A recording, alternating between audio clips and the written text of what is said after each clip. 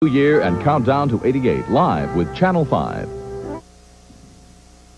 We bailed each other out of the superstorm. Our hearts went out to the families of the victims of the crash of Northwest Flight number 255 in Detroit.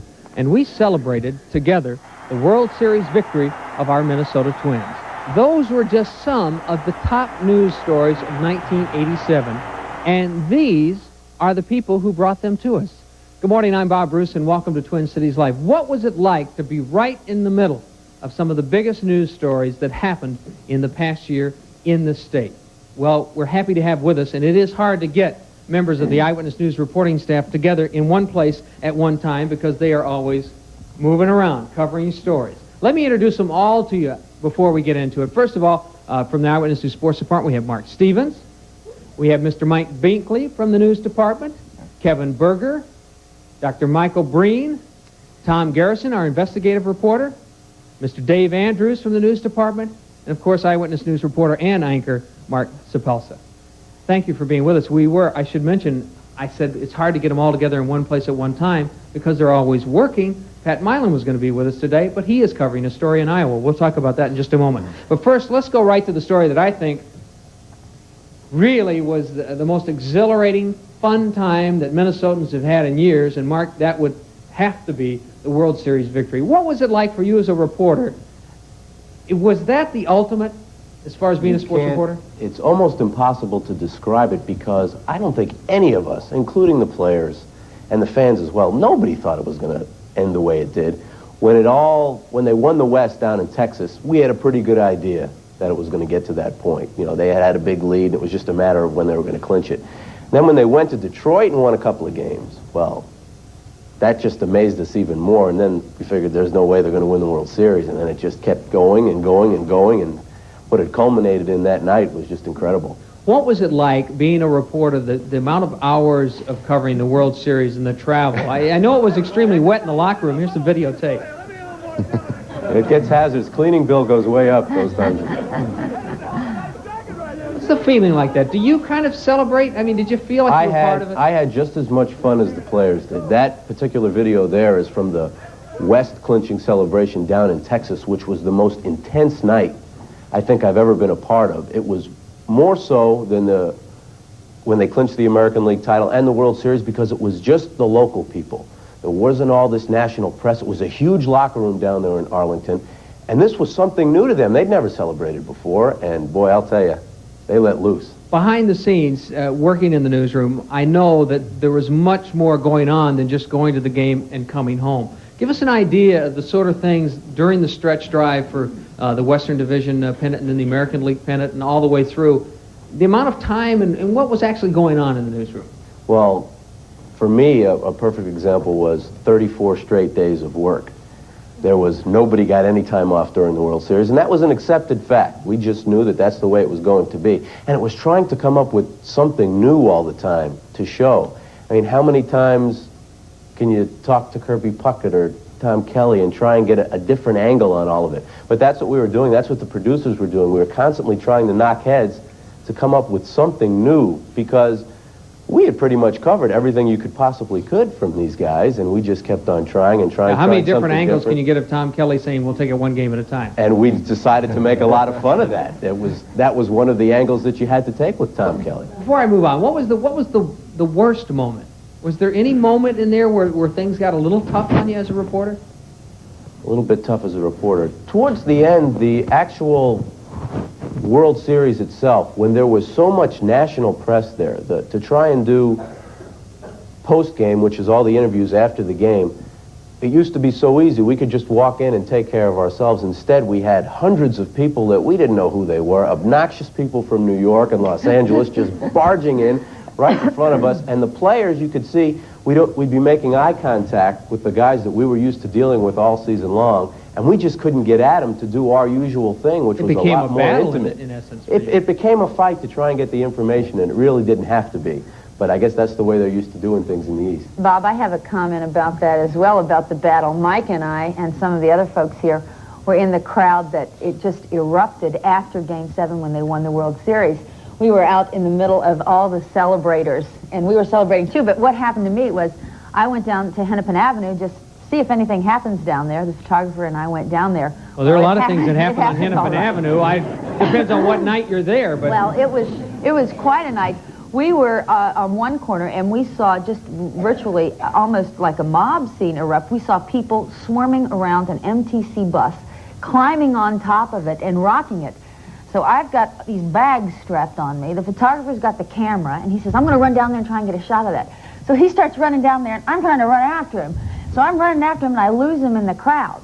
So in the middle of all this, we've lost one another, and I'm running around yelling, Ian, Ian, at the top of my voice, and people are going, Kevin, kiss me, we won. And I'm like, it's fun being a news reporter. Isn't it right in the midst Go Twins, of... yeah. Speaking of being in the midst of things, Mike, because you and Kevin both covered the storm, along with some of the other reporters, the great superstorm that we had.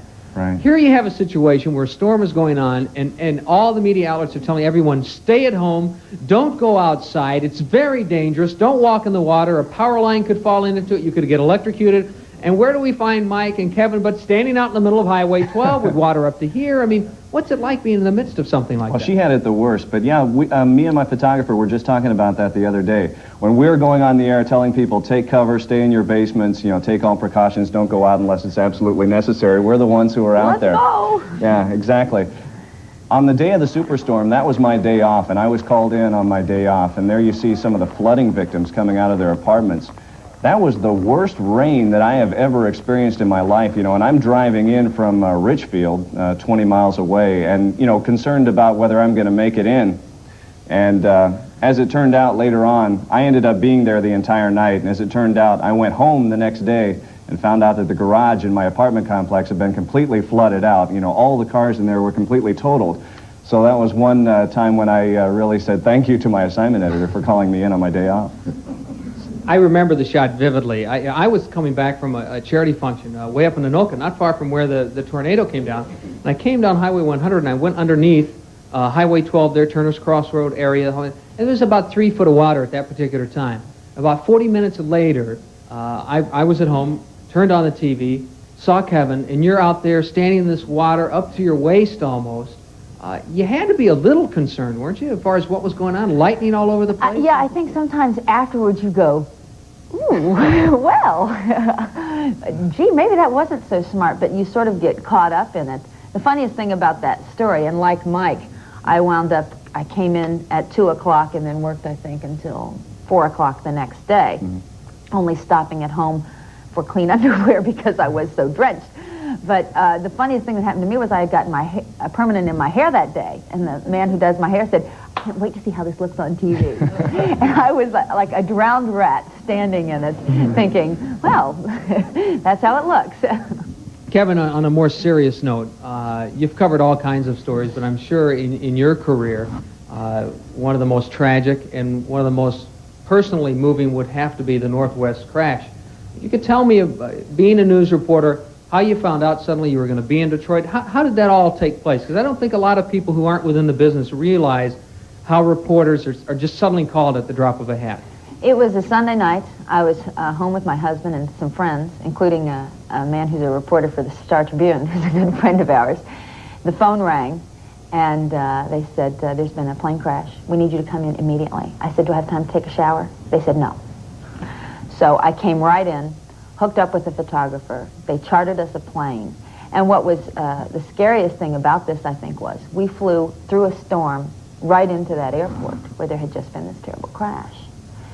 And it makes you uneasy. You know, in this day and age, well, this is, then 36 hours later, we were taken to the crash site. It was just an ordinary stretch of highway.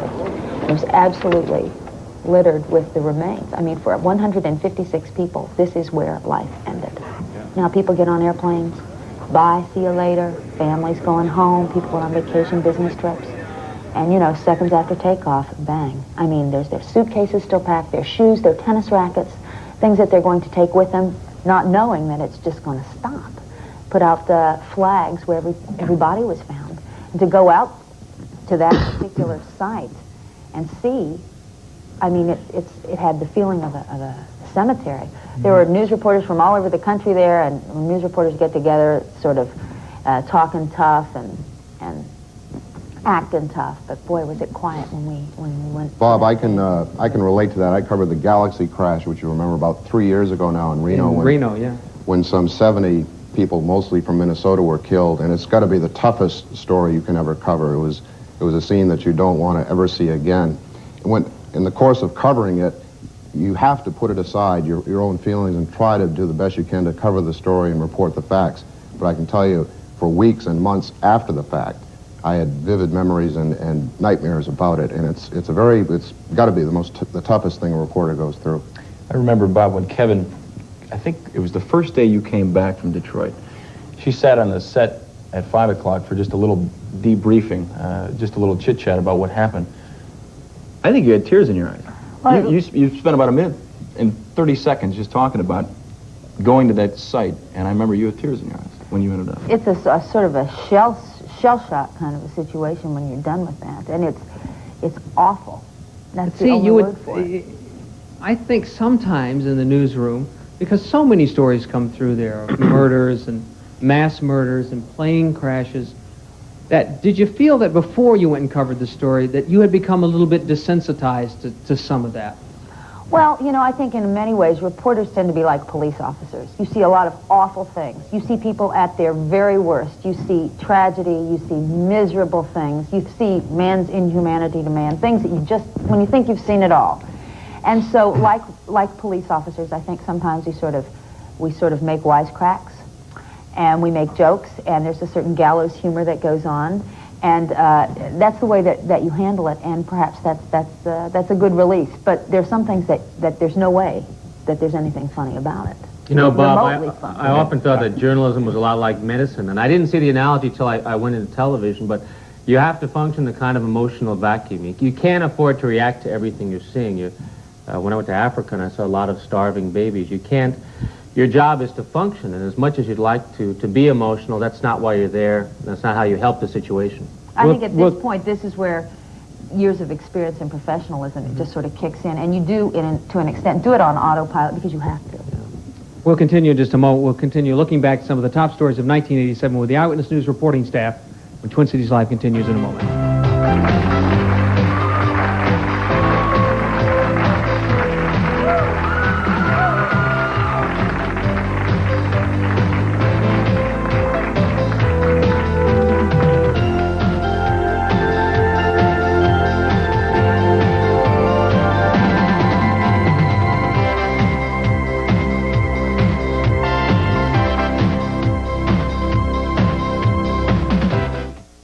If the upkeep on your home's exterior has got you down, here's a fabulous opportunity that you can't afford to pass up.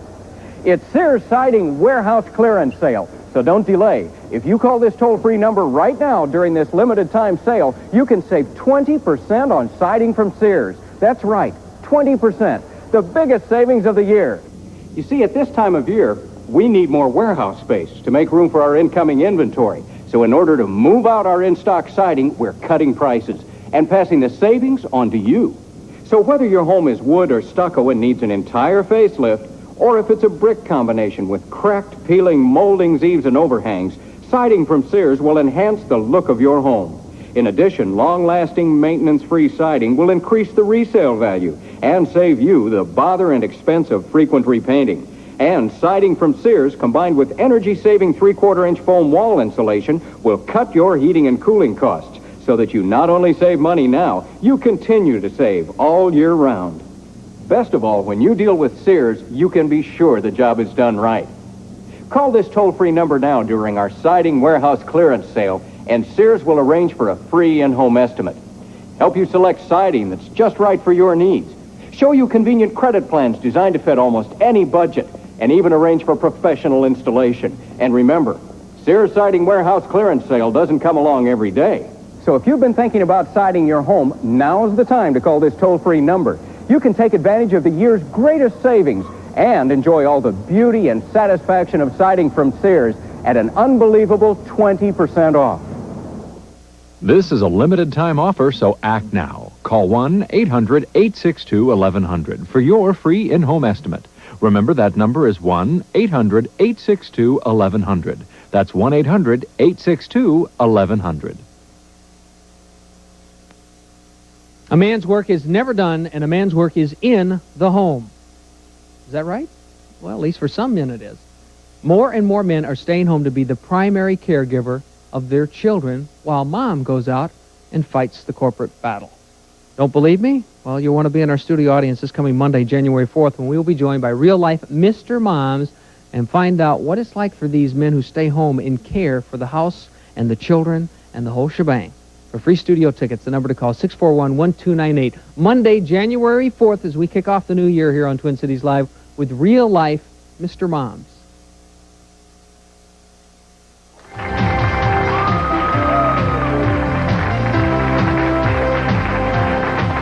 Welcome back to Twin Cities Live. We're kind of wrapping up a little bit of 1987 with the Eyewitness News reporting staff, looking back on some of the top stories of 1987. Did you ever want to be a news reporter? I think it would be too hard a job. Look at him.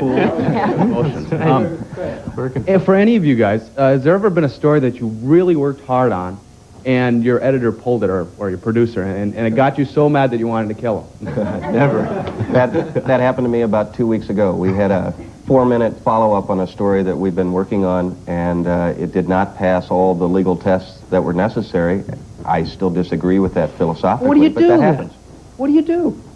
Well, I think there's a process that you've got to admit that you've got to go through, and if you're going to get sued because of the result of the story that you do, that's not good. And so, obviously, I want to continue to work, but it's, you know, we write the stories, we research them, we do our best to put them together in a way that we think we can tell the story, and if we haven't done it enough to meet the legal tests, that's it. Mike, let me go ahead. I was going to say, kind of along the same lines, though, is time restrictions. It all depends on what else is going on during the day. You may have a great story and it may not get dropped, but it may get cut back so much because there is so much else going on that day. Whereas if it's a real slow news day, you may have a story that you don't like very well, and there isn't a whole lot to it, but still they tell you stretch. You know, it just doesn't make sense. That's true. People think that the most important stories of the day will get all the time, when in fact it's a function of how well you sell a story. You know, there are a lot of egos in that newsroom, and everybody thinks their story... Hard to believe. No. And everybody thinks their story is the most important. So they rush to the assignment desk, say, guess what I've got, and we try to sell our stories. For you, Mike, and I should call you Doctor. No, I call Mike is fun. For you, Dr. Breen. What was the big story? I would imagine AIDS would be right up there. AIDS would be the most important story. I would say, if I were to characterize AIDS this year, it was the year of the great heterosexual scare, where at the beginning of the year everybody said, well, wait, AIDS is suddenly something that I have to worry about. I'm a sexually active young person. I engage in heterosexual sex. Do I have to be worried about AIDS? We saw mass numbers of people getting blood tests. And then toward the end of the year, people started looking at each other and saying, wait a second, my friends haven't gotten AIDS, I haven't gotten AIDS, people I know in singles bars haven't gotten AIDS. Was this a lot of media hype? Were we being scared for no reason? It looks now like about 90% of the cases of AIDS are always going to be gay and bisexual related. The other 10%, about 80% of those 10%, 4 out of 5, will involve inner cities and minorities. That still leaves about 2%, 3% of cases that will involve maybe most of the people in this audience, kind of whites, middle class, suburban types, and I don't want to minimize AIDS. You always have a tightrope here. Nobody is going to condone promiscuity, and no one's going to condone that kind of irresponsible behavior that may lead to AIDS. On the other hand, the greatest risk, 98% of cases, are going to involve either gay or bisexual men, or they're going to involve minorities. Something that I think that has happened with AIDS is that sometimes as a reporter, you're almost embarrassed because some of the things, sometimes I say, I can't believe the things we say on TV. A few years ago in another city, when the toxic You haven't watched this show very often then, because... The toxic shock syndrome thing came up, yeah, which women could become vulnerable to because of tampons, and I was a producer at the time, and I had an anchorman who refused to say the word tampon. Well, now, with AIDS, we talk about so many things, and that's another thing that has changed in the reporting is these things are very important public issues. We must discuss them. And it's sometimes, you know, I think that there's a certain comfort level, despite Kevin, one public issue that we've discussed many times on this program, the abuse of children. The Lois Juergens trial was something that, if you're a parent or anybody who cares for children, upset a lot of us. You covered some of that trial. Yeah, I was there on the day that she was found guilty and on the day that she was sentenced. And I think I knew a number of reporters who said they couldn't read the paper, they couldn't stand to think about this. I found it very haunting myself, being the mother of a young son, and hearing the allegations of the brutality that this child endured so many years ago. It was quite an upsetting experience to cover this, to even try and comprehend what had gone on within this See, for all of you, I think the one line here that I think most viewers would continually come back to is, how do you separate yourselves emotionally from what's happening? Because you are human beings. Well, in some you cases, have your own families. In some cases, you can't. I covered, it was in White Bear Lake. Lois Jurgen's other adopted son, whose name was Robert, he presented an award to the police officers who essentially did the legwork to convict his mother for the death of his adopted brother. It was an incredibly emotional thing. He talked about what he had been through, what his family had been through, and everyone there cried, myself and my cameraman included. It was just too overwhelming not to be moved by that. Mark? We always talk about being objective on stories, and I remember having Journalism 001, freshman year of college, and my professor was a veteran in television news, and he said, you'll never cover a story. You'll never cover a story objectively. And I said, well, what do you mean? What are you talking about? And he said, you're always going to have some feelings about a story. Whatever story you're covering, you're right. You lean one way, you try and be fair about it. You are fair about it when you report it, but you always have feelings. And I think you have to take that emotion and make it work for you, and tell the people what is really going on there. You conveyed that emotion in that story. Good morning. You're on Twin Cities Live. Go right ahead with your question or comment. Good morning. My name Good morning. Hello, Bob? Yes, go right ahead. Okay, my name is Sharon Gary. I'm out in the Wayzata area. When I was a late teen, early 20s, I couldn't stand watching the news. Okay, now I'm in my upper 30s, and I can't live without the news. And I just wanted to What was the change? Why change? You know, I don't know. I think age does it to people when they just finally want to know. Age does a lot of things to people, but I don't know if that's one of them. Well, it's doing it to me. And I just want to say, whatever channel I happen to be watching, I always switch to Channel 5. I feel that they have the best news coverage.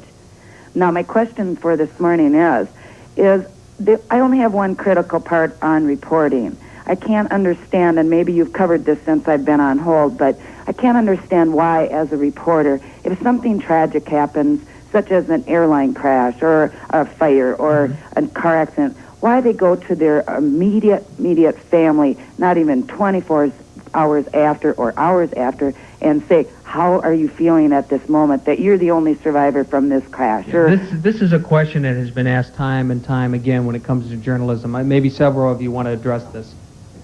Well, I've talked to several relatives in situations like that, and I think most reporters, at least I've never forced myself on any relative, and I've found in many cases, virtually in all the cases, most people are willing and want to talk about their deceased relative. And I don't know if it's part of the grieving process, but many have come to me in situations like that and say, we'd like to talk. We'd like to tell what a nice person this man or woman was.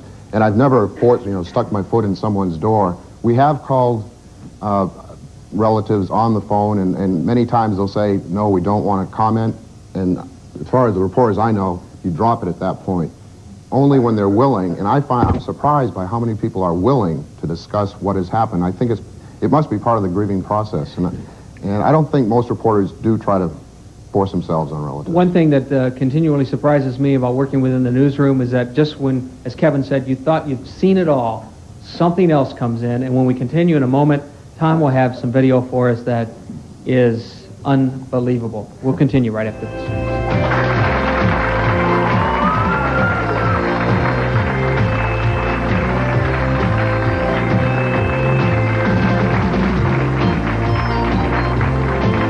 Are you tired of cereals that have over-sugared, over-fibered, and generally toyed with your breakfast? If you're ready for honest taste in a cereal, you're ready for new Quaker Oats Squares. Wholesome, honest-to-goodness Quaker Oats Squares. Quaker Oats toasted into crispy, crunchy little squares with delicious whole grain taste. Honest taste from an honest face. New Quaker Oats Squares. Hi. You know, in 30 years in television, one thing I've never understood, Where on Saturday mornings are the programs for us grown-ups? Well, here's an answer. It's called Great Weekend, and it's a Saturday morning hour of news, weather, entertainment suggestions, medical and money advice, sports, and commentary. That's where I come in. My name's Jack Perkins, and I sure hope that you will join us. Watch Great Weekend, the adult choice. If you've been hurt in any accident, you can talk to an attorney about all your rights, and it won't cost you a cent. We'll even come to you, your home or hospital. Just call Swore and Gatto, 690-4300, 690-4300. It's free, so don't miss out on any cash or benefits you may have coming. Call 690-4300 right now, 690-4300. Swore and Gatto. They'll go after the most money in the least time, and they'll come to you. Call 690-4300. Chevrolet presents the Strohs Monster Truck Winter Nationals.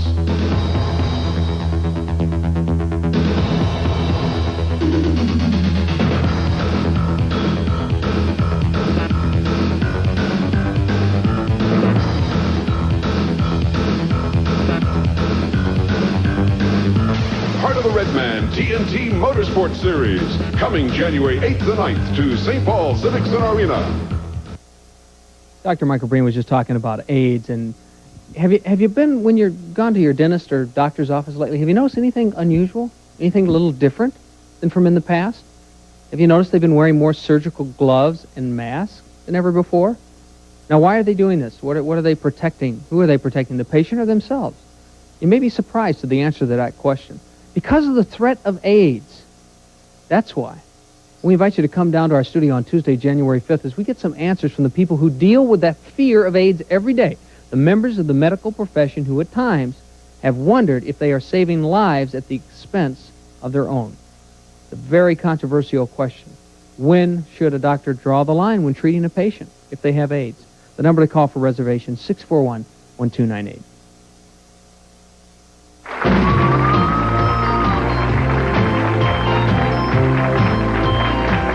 We are back, and I want to,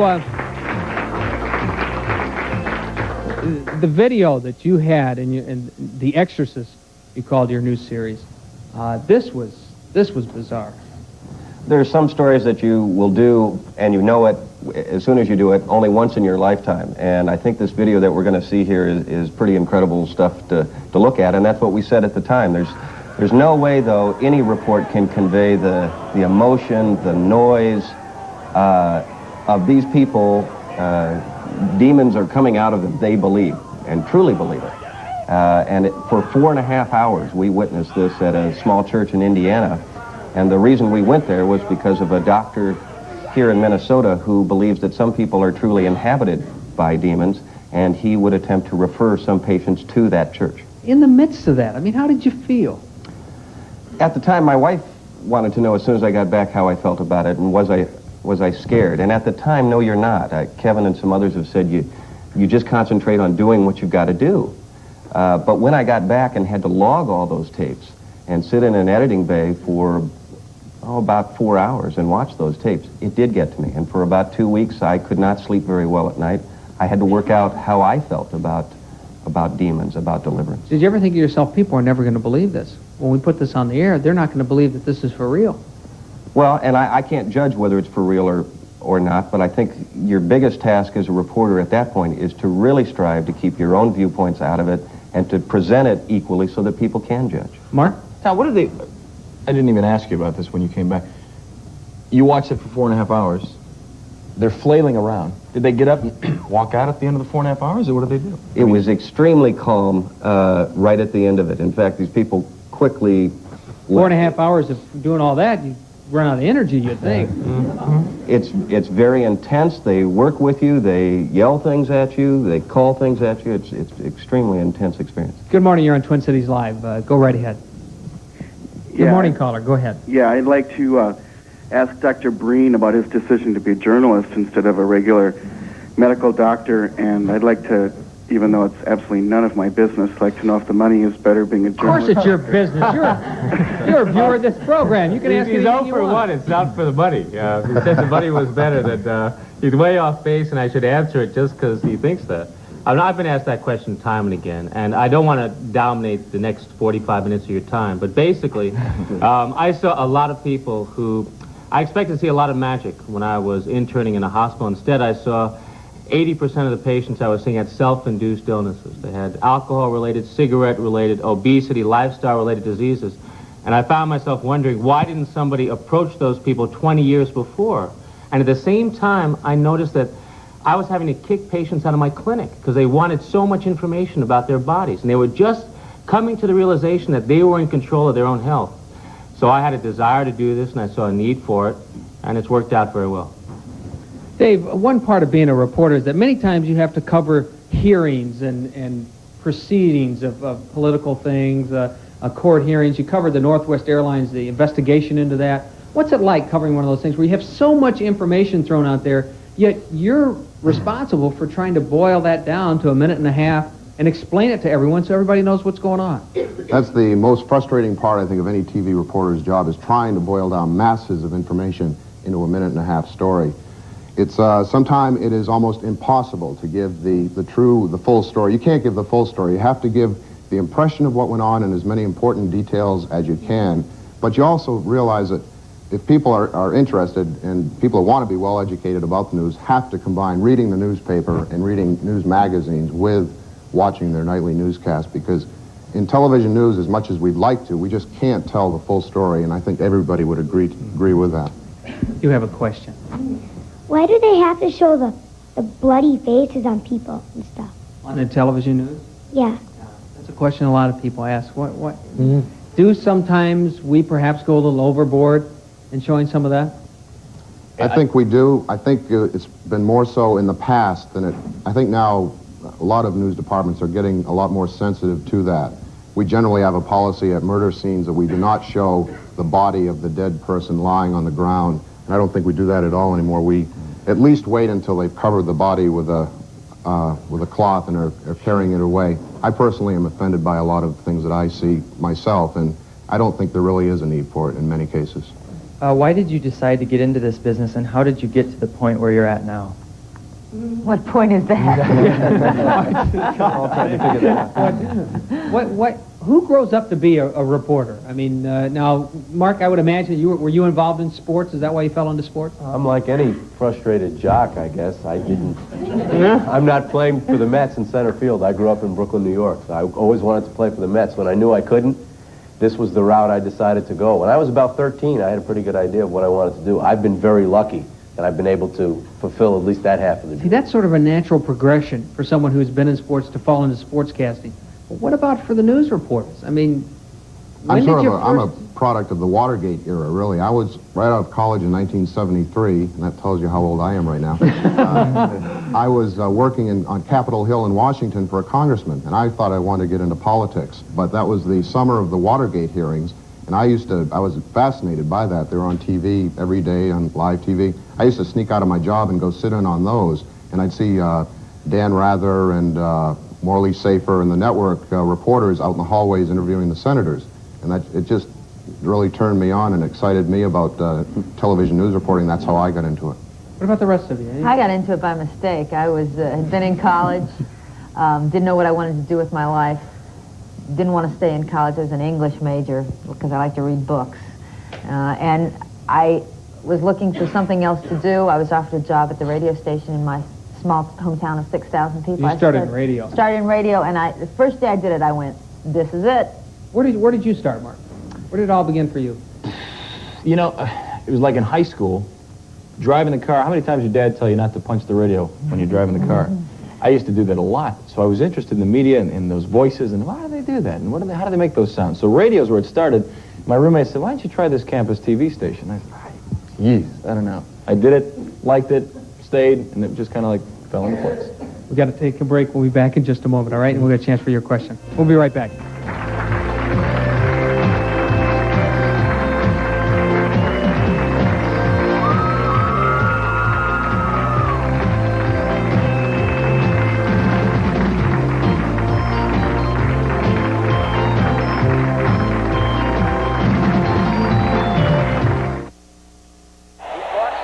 This is my husband, Harry, the New Year's Day couch potato, leaving me with nothing to do. Until now, because on New Year's Day, Marshall's is having a special sale where I can save an extra 25% off Marshall's already low clearance prices. Now that beats department store regular prices. And football. So goodbye, Harry. Goodbye, football. Goodbye, department stores. And hello, Marshall's. Marshall's, department store brand names for less every day.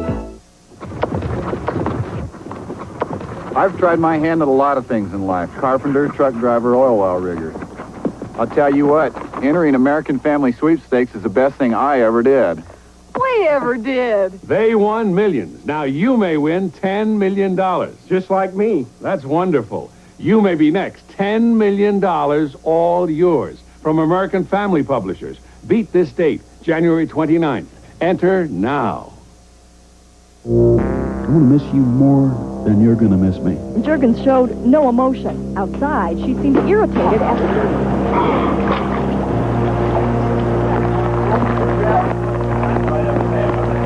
Northwest 255, runway 3 center. Turn right, heading 060, clear for takeoff. To Gaieti for the first time ever, the Minnesota Twins. A look back at 1987 by the news people who brought you the stories. Eyewitness News Review, Thursday.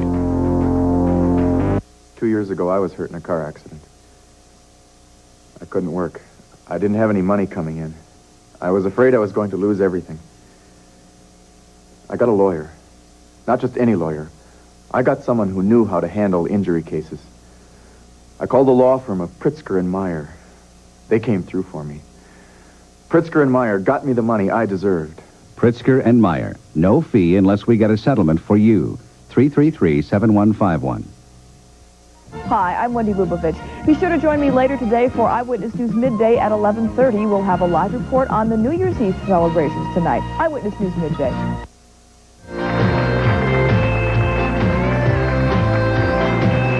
We are back, and we're sort of reminiscing about some of the stories from 1987 with the Eyewitness News reporting staff. Go ahead.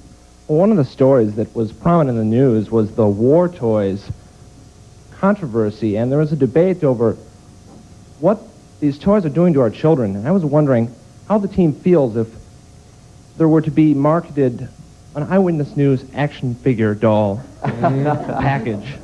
Barbie and Ken? It probably wouldn't sell. And how they take the role as role models for our children, because there are people out there that see these kind of people on television, and they say, that's what I want to be, and how they feel they have to be role models. Because people look up to people. I'll start with you, David. Just as you looked up to the network reporters in Watergate, do you think that there are many college journalism students or whatever that look to you and say, gee, someday I want to be Dave Andrews? Well, I'm sure there's a lot of misguided people out there. I assume so. Good morning to you. You're on Twin Cities Live. Go right ahead. Go ahead, caller. Yes, I'm calling. I would like to comment on something Dr. Breen said, but I want to kind of compliment KSTP because I really enjoy their coverage.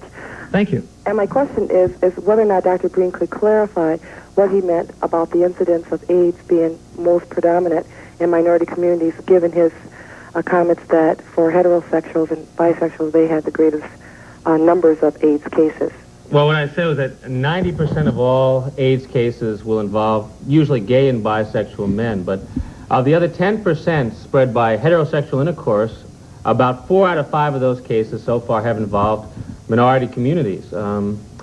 I know that's a very, very sensitive statistic to pass on because it seems to lend itself to a whole variety of interpretations, and I don't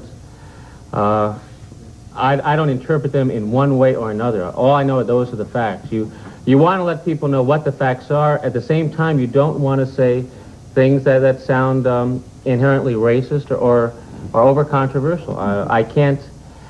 I think that's useful information for anybody to know, but I worry myself that it'll be misinterpreted. There's a certain amount of blaming the messenger that goes on. Unfortunately, a lot of the news that we have to bring is bad or controversial. We don't make these things up. I'm sure that,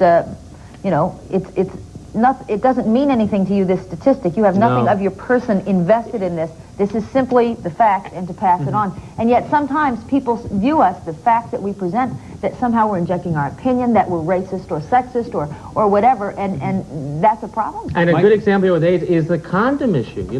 Boy, we just gave the facts about condoms and the fallacies and the problems with them. And next thing you know, you're interpreted as this kind of right-wing fanatic who, you know, is making a moral issue out of AIDS, when in fact you're trying to give... Right. Let me ask you, it can be an uncomfortable situation. And many times reporters are placed in very uncomfortable situations. Now, Mike, I remember a story, the Ryden family, when you were in a situation that could have gone either way. If you could explain it for us. Exactly, and it goes right along with what we were talking about earlier, about being with families in a very either tragic situation or very tense situation.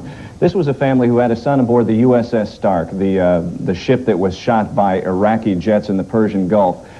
More than a day went on before they could say how many people had died in this attack, and there was one family in Minneapolis in particular that we were with that was still awaiting word, and I think we have a film clip of when they finally did get the now, we'll take a look at it now when they finally got the word about their son and his whereabouts. No, here it is. Hello? Yes. Ryden, yes.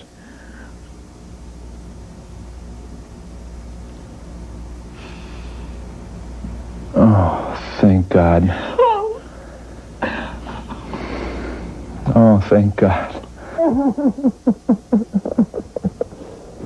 That's it. That's it. He's home. He's all right. Yeah. All right. God. How did you react to that? It could have gone either way. When that phone rang, how did you prepare yourself for what could happen? Honestly, that is as emotionally involved as I've ever been in a story. And I should compliment Ian Logan, the photographer, for capturing the moment there. Many times during the night there, we had said to the family, listen, you know, if you don't want us to be here, you know, we should probably leave. And the hours were going on. We probably asked that of them 5 different times, and every time they said, no, we want you to be here, you're helping us get through this. In the end, when they got the phone call, I don't know if we could say that we were as happy as they were, but honestly, we must have come awfully close. I mean, Ian and I were both... Must have been a tremendous feeling of relief. Very much. And we got to be actually close friends with this family. We've kept in contact with them since. And we were very happy for them. People wrote letters to the editor afterwards, a couple of them, that said, how could the media be there in that living room with that family as that was going on? And both letters that I saw were responded later by the Ryden family, by Mr. Ryden, who said, they were not intruding, they were helping us get through that. I'm wondering what the story was that you most badly screwed up on. I was hoping somebody would ask that question. There have to be times when things just don't go right, as we all know, having worked in the newsroom. Well, I could give a real recent example.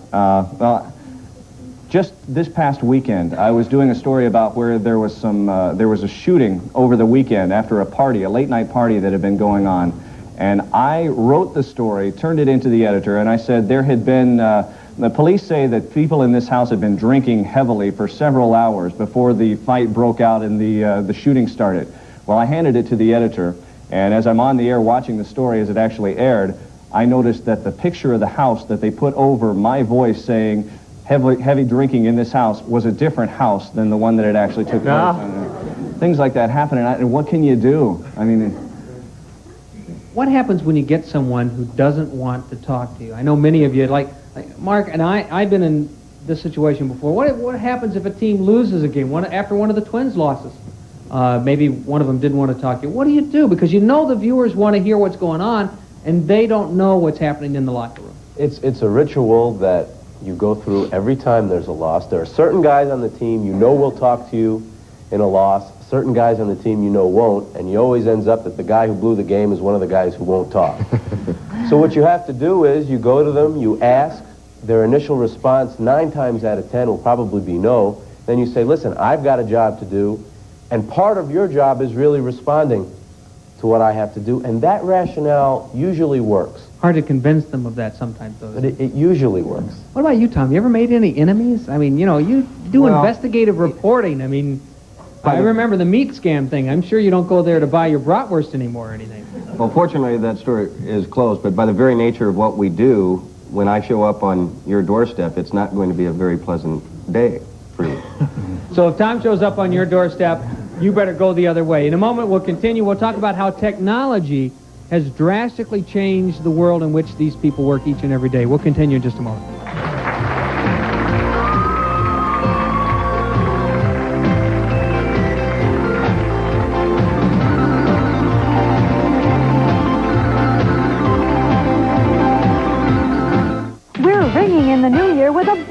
Sun Valley Waterbeds. It's our biggest sale of the year. Your chance to get the best in beds at once-a-year savings. New Year's Day from 10 a.m. to 7 p.m. You'll save up to 50% on waterbeds, bedroom furniture, waveless mattresses, Soma beds, comforters, sheets, everything. These are absolutely the lowest prices of the year. So start your new year with a bang. Get the best in beds at once-a-year savings. New Year's Day only at Sun Valley Waterbeds.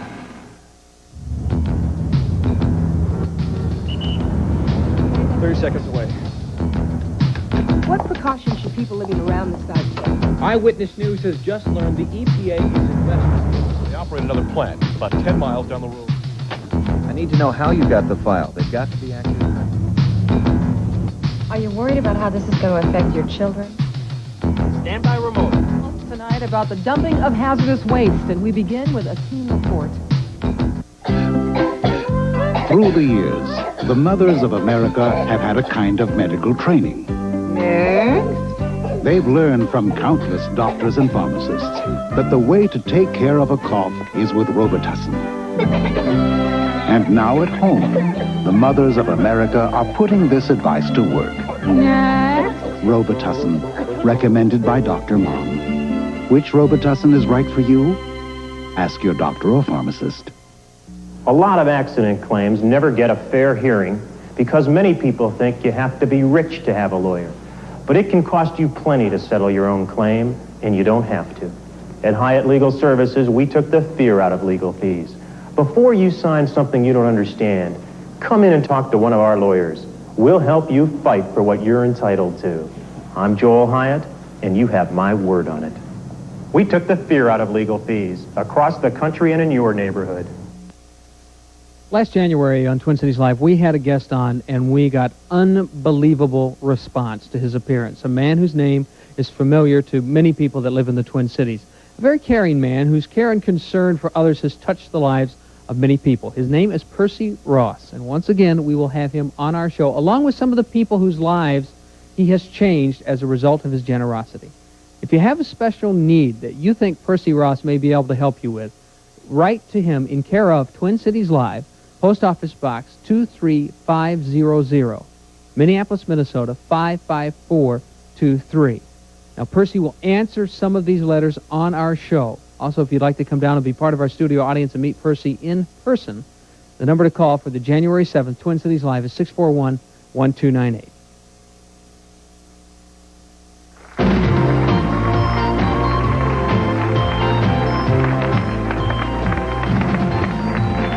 We are visiting with members of the Eyewitness News reporting staff this morning. Technology has changed things so dramatically for all of us that work within this business, the way we do stories. Mark, you have a favorite story that we're going to take a look at.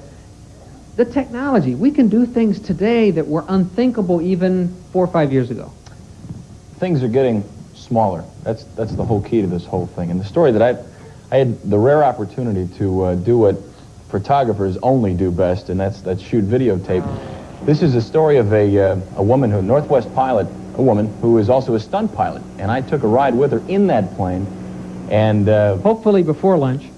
Actually, it was after breakfast, and I'm holding this camera right here. It's about the size of a home video camera, which is about a third of the size of the actual cameras we shoot regular videotape with, and I'm literally sitting like this, holding the thing. I won't do it again because I learned that photographers will tell you, don't close this eye when you're looking through the lens here, or, well... you get a little ill. Breakfast came up, I'll tell you what. Oh, did you get a little sick? I couldn't go again. I'm not doing this job ever again. You're shooting my videotape. I'm not doing this again. But anyway, the point is the camera was so small that I could hold it, shoot it, perfect. How has technology made things easier or harder on all of you in covering all of it? We can go live from any place. You know, in the past year I went live in Detroit. I went live from Raleigh, North Carolina. I went live from Colorado Springs, Colorado, in addition to being all over the 5-state area. Yeah. Well, almost any place, right, Dave? Well, yeah. Sometimes just in your own something. backyard, it's the most difficult. This morning I was going to do a live shot for our 6 a.m. newscast on a peace rally down in downtown Minneapolis, but I think the weather did something to our minicam truck and froze the mast, and we couldn't get a signal out. So sometimes you are bound by the technology, even though it has It is superb technology and it's getting better every year. Sometimes it just, there's, you know... So Mother Nature, basically, we had $500,000 worth of junk sitting on the street there exactly, because of the temperatures. Tom? Give you an example of technology and the questions about whether or not we have the wisdom to use it. Sometimes you have these windows for satellite time, and you can't come to a story until, let's say, 5 or 10 after the hour, because you don't have the earlier windows. And yet, any other day, it would be the lead story. That affects the way we do business.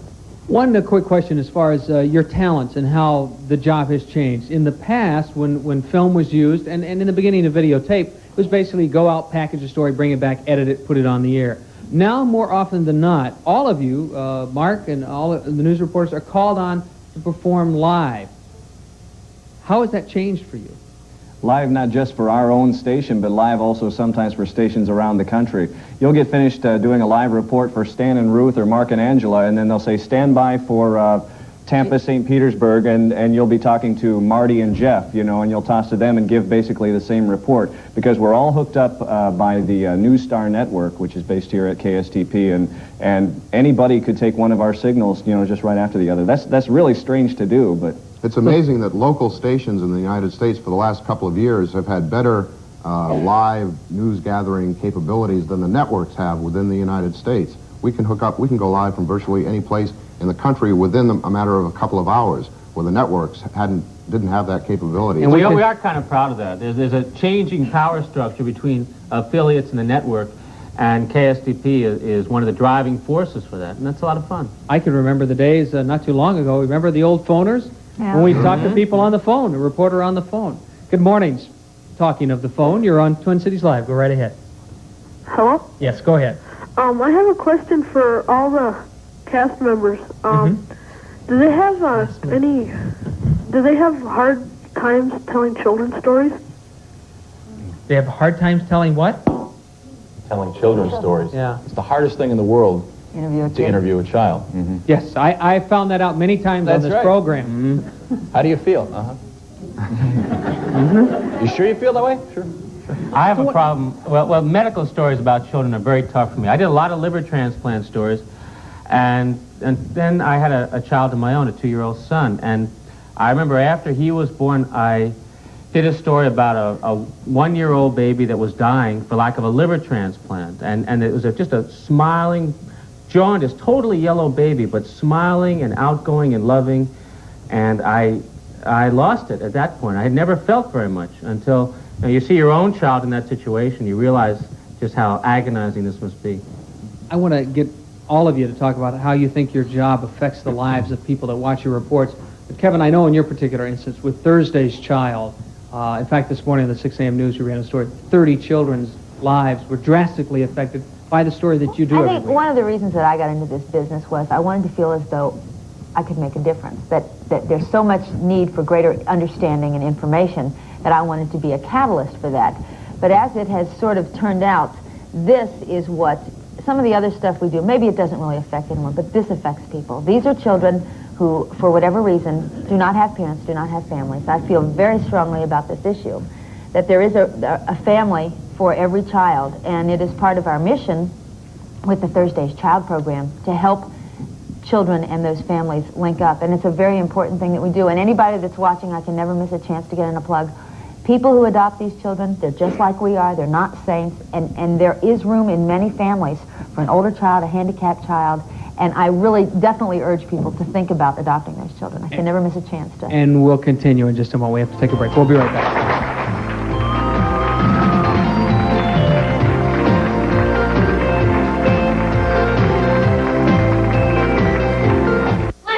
Hey. I hated to feed the grandkids. That's because he's a lousy cook. Cute. But then I discovered Heinz 57 sauce. It's not just for steak. That tangy flavor makes a delicious dip for chicken nuggets, and the kids love it. He makes great nuggets. It's not him. It's the Heinz 57 sauce. Hi there. How are the nuggets in 57 sauce? Delicious. Heinz 57 sauce. More than a steak sauce, a heck of a lot more. Come in to Video Update. You'll find thousands of great movies. Movies you'll love to watch. We're located throughout the Twin Cities. There's a Video Update near you. Now, for a limited time, this Video Update Celebrity Savings Book is free when you become a celebrity. Over $200 in savings at restaurants like Perkins, Pizza Hut, Rex, plus North Stars games, Canterbury Downs, and much more. A great value. So stop by the Video Update near you and become a celebrity. Start your savings now. The Contour Chair Company presents You Get the Phone. I got the phone. I got the phone. And you can get your free phone, too. This $50 value Panasonic telephone, yours absolutely free. To receive it, just preview Contour chairs before you buy any chair. Then, even if you don't buy your new easy chair from Contour, Contour will send you this brand new Panasonic telephone free. No reasonable offer will be refused on the custom-made classic Contour chair of your choice. I got the phone. Now, you get your free phone, too. Call to get free by mail your free coupon redeemable for your free Panasonic phone. And this free Contour chair catalog. Plus details on our Model 535 that's so inexpensive it actually costs hundreds of dollars less than any of these nationally advertised lounge chairs. Call for your free phone coupon now. Call 1-800-228-5333. That's 1-800-228-5333, toll free. Call 1-800-228-5333.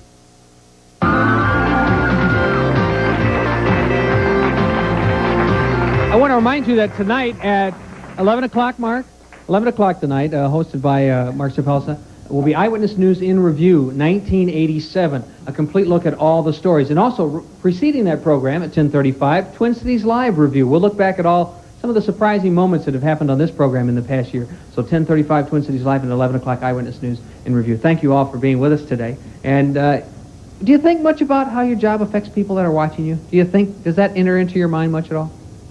I always wonder right after I say something on the air, because as a sportscaster I get to be a little more opinionated than everybody else. I just can't wait to see if somebody called in and say, boy, that bum had no right saying that. Mm-hmm. I just wanted, before we run out of time here, we have to let you know that Kevin Berger's parents are here.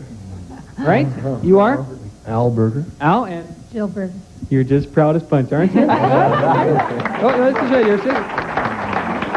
Yes. Molly Irasista. And did you ever think that you'd have a daughter grow up to be a big, powerful television journalist in a major market?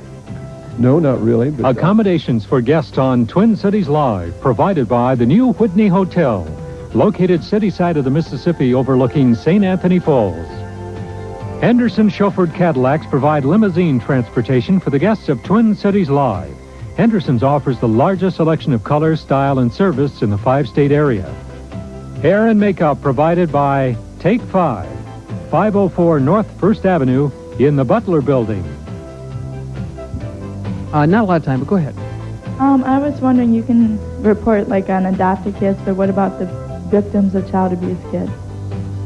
That's the sort of thing that is really frequently in the news, and I think that this is another case where the media has shed a lot of light on a problem, and I think that has educated a lot of people about something. A lot of things that used to be in the closet not talked about, now it's on 6 o'clock news. Once again, a reminder, Eyewitness News and Review tonight at 11 o'clock. Where was my other question up here? You had one. Go ahead. I was going to ask about the local issue with the cruising on Central and how you felt about how the police force handled that. Well, we only have 10 seconds, so let me just take this opportunity to say thank you and to wish all of you a Happy New Year. Be very, very safe and careful tonight on New Year's Eve. We'll see you Monday.